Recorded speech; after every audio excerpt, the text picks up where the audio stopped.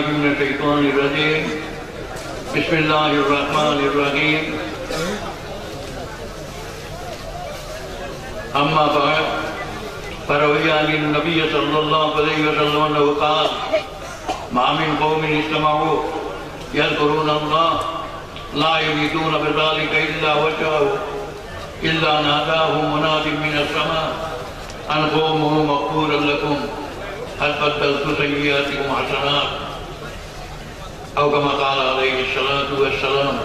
فصلى الله على سيدنا ومولانا محمد وعلى آله وأصحابه وسلم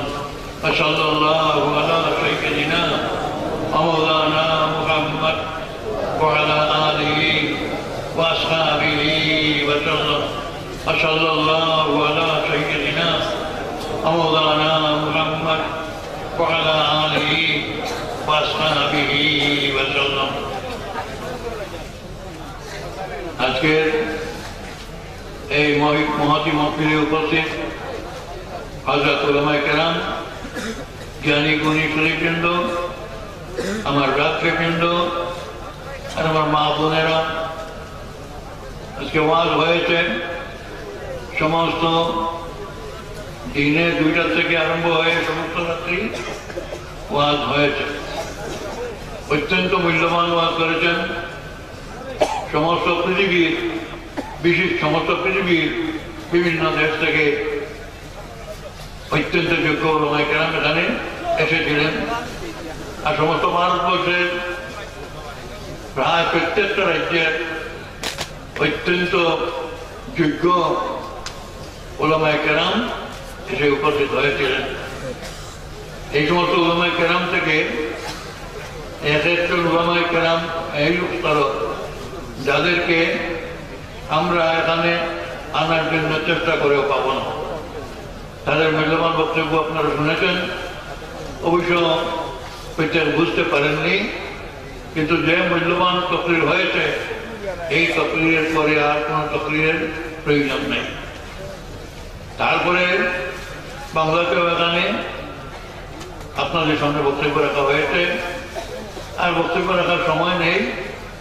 কাজে আমিও অন্য কোনো লাইনে কোনো বক্তব্য রাখার আমার ইচ্ছা নেই। আমি একটা হাদিসে পাক তিলাওয়াত করেছি,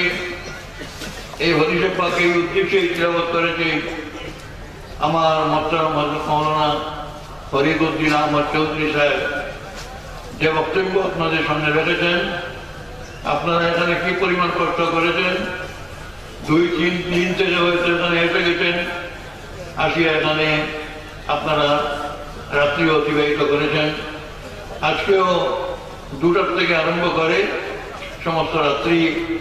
আপনারা যে পরিমাণ কষ্ট স্বীকার করে এখানে বসে আছেন, সেই কথা আমার অন্তরের মধ্যে ছিল, গাঢ়ভাবে ছিল। সেই কথা আমার মোহতারাম হযরত মাওলানা ফরিদউদ্দিন আহমদ চৌধুরী সাহেব আপনাদের উপরে ব্যক্ত করেছেন।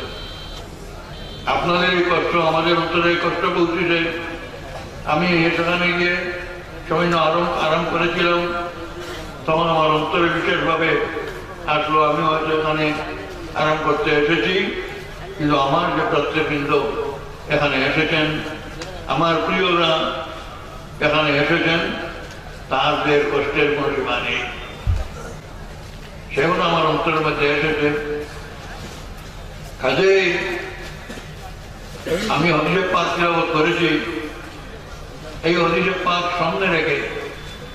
আমি আমার অন্তরের মধ্যে নিশ্চয় একটা বিশ্বাস জাগরিত হয়েছে আপনারা সেই হাদিসের যোগ্য। হযরতে আনাস ইবনে মালিক রাদিয়াল্লাহু তাআলা আনহু থেকে হাদিস, হযরতে আনাস ইবনে মালিক রাদিয়াল্লাহু তাআলা বর্ণিত, নবী করিম সাল্লাল্লাহু আলাইহি ওয়াসাল্লাম ফরমাইতেছেন, যে কোনো একদল মানুষ যদি এক স্থানে এসে একত্রিত হয়,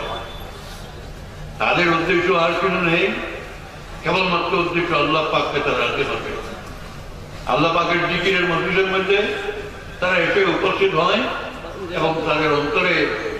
একমাত্র আল্লাহ পাককে সন্তুষ্ট করা যদি হয়, তাহলে আল্লাহ পাক পরবর্তীকার ওদের প্রতি এত সন্তুষ্ট হন, আকাশে ফেরেশতাকে নির্দেশ দেন, এ ফেরেশতা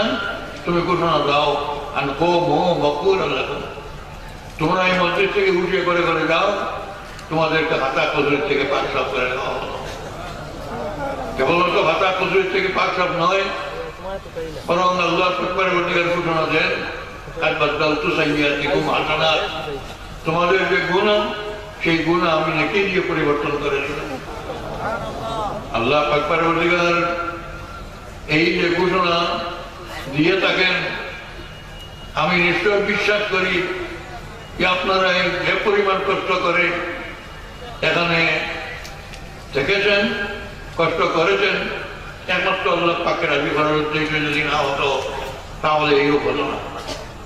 এর দিয়ে কষ্ট করেছেন একদিকে খাবার দাবার ব্যবস্থাও নেই খালি কি পরিমাণ কষ্ট হয়েছে আমরা চিন্তা করতেছি নিশ্চয় একমাত্র আল্লাহ পাককে রাজি করার উদ্দেশ্যে আপনারা এখানে এসেছেন আমরা হয়তো এসে শরীর হয়েছে সমাবেত হয়েছে কিন্তু যারা আপনারা এই পরিমাণ কষ্ট করেছেন নিশ্চয় আল্লাহ পরবর্তীকার আপনাদেরকে কবুল করেছেন আপনাদেরকে খাতা কচুরির থেকে আল্লাহ পাক পরবর্তী নিশ্চয় পাকড়াপ করে দিবেন খাতা কচুরিকে নেকি দিয়ে পরিবর্তন করে দিবেন যারা এই পরিমাণ কষ্ট করেছেন তাদের সঙ্গে এসে যত শরিক হয়েছেন এখানে সামান্য সময়ের জন্য যদি শরিক হয়ে থাকেন তাহলে নিশ্চয় আল্লাহ পাক পরবর্তীকারের রহমত যখন বর্ষিত হয় এক দলের উপর রহমত বর্ষিত হয় অন্য দল সেই রহমত থেকে বঞ্চিত হন এরকম নয় প্রত্যেকে সেই রহমত পাবেন আল্লাহ পাক প্রত্যেকে এখানে সহবেত হওয়া এখানে শরিক হওয়া কবুল করুন এবং প্রত্যেকটা খাতা কলির থেকে পাক সাফ করে ঘরে ঘরে যাওয়ার তৌফিক দান করুন মহানুল হাজিরিন আল্লাহ পাকের জিকির এমন হাদিস শরীফের মধ্যে হযরত আবু হুরায়রা রাদিয়াল্লাহু তাআলা আনহু ফরমাইতেছেন عن ابي هريره رضي الله تعالى عنه انه قال قال رسول الله صلى الله عليه وسلم قال الله تبارك وتعالى انا عند ظن عبدي بي وانا معه الى ذكرني حضرت ابو هريره رضي الله تعالى عنه ফরমাইতেছেন নবী করিম সাল্লাল্লাহু আলাইহি ওয়াসাল্লাম ফরমাইতেছেন আল্লাহ পাক পরবর্তীকার ফরমাইতেছেন আনা ইনদা যান্নি আবদি বি আমার মনটা আমাকে যেভাবে পাবার জন্য বিশ্বাস করবে সেইভাবে পাবে আল্লাহ পাক অত্যন্ত দয়ালু আল্লাহ পাক আমাদের খাতা কচুরি মাফ করে দেন আল্লাহ পাক পরবর্তীকার আমাদের গুনাহকে নেকি দিয়ে পরিবর্তন করে দেন নিশ্চয় আমরা সেই বিশ্বাস করি আল্লাহ পাক পরবর্তীকার আমাদেরকে খাতা কচুরি থেকে পাক সাফ করে দিবেন আমাদের গুনাহ নেকি দিয়ে পরিবর্তন করে দিবেন সেই বিশ্বাস আমাদের আল্লাহ পাক পরবর্তীকারের প্রতি আছে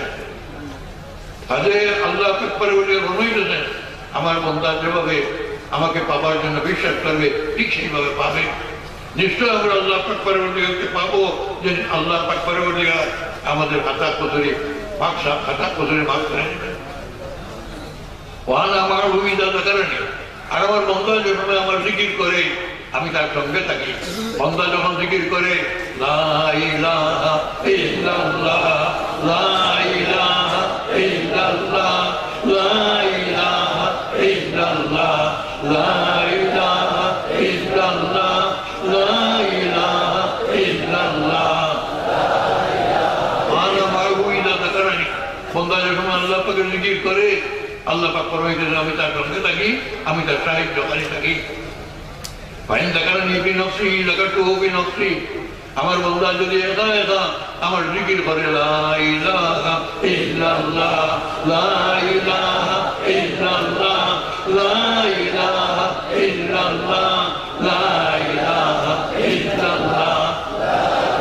আল্লাহ পাক ফরমাইতেছেন আমার বান্দা যদি একা একা আমার জিকির করে তাহলে আমি একা একা তার কথা স্মরণ করে থাকি আমার বান্দা আমার জিকির করতেছে আমি সেই কথা একা একা আমি স্মরণ করে থাকি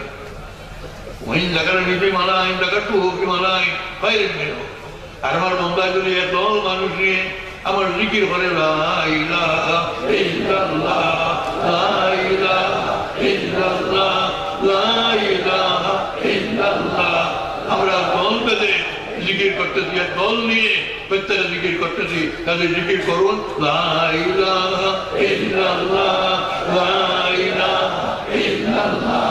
লা ইলাহা ইল্লাল্লাহ লা ইলাহা ইল্লাল্লাহ। আমার বন্ধা আল্লাহ পাক ফরমাইতেছেন, আমার বন্ধা যদি একদল মানুষ নিয়ে আমার জিকির করে থাকে তাহলে দেখাটুকু বেমানায় বাইরে মেরব।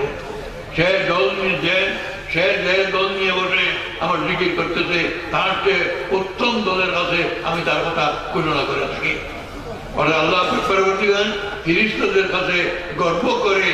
এই বন্দার কথা ঘোষণা করে থাকেন। তারপরে আল্লাহ পাক পরবর্তীকাল বলেছেন, ওই তাকাররাবা ইলাইয়া শিবরান তাকাররাবতু ইলাইহি জিরামান, ওই তাকাররাবা ইলাইহি জিরামান তাকাররাবতু ইলাইহি মান, ওই নাতানি আমরি আতাইতু আরবাতা। আমার বান্দা যদি এক হাত আমার দিকে অগ্রসর হয়, আজ তোমার দিকে অগ্রসর হয়, তাহলে আমি এক হাত তার দিকে অগ্রসর হই। আমার বান্দা যদি এক হাত আমার দিকে অগ্রসর হয়, তাহলে আমি দুই হাত তার দিকে অগ্রসর হই। আমার বান্দা যদি হাঁটিয়া আমার দিকে অগ্রসর হয়, তাহলে আমি তাকে দৌড়িয়ে তার দিকে অগ্রসর হই। জিকিরের মাধ্যমে আমরা আল্লাহ পাকের পর্বত এবং শান্তি লাভ করতে পারি। কাজেই আমার বক্তব্য আর আমার দীর্ঘ করার উদ্দেশ্য নয়, এখানে সামান্য আমরা জিকির আজকার করে তারপরে দোয়া করে নিব, তারপরে আজান হয়ে যাব।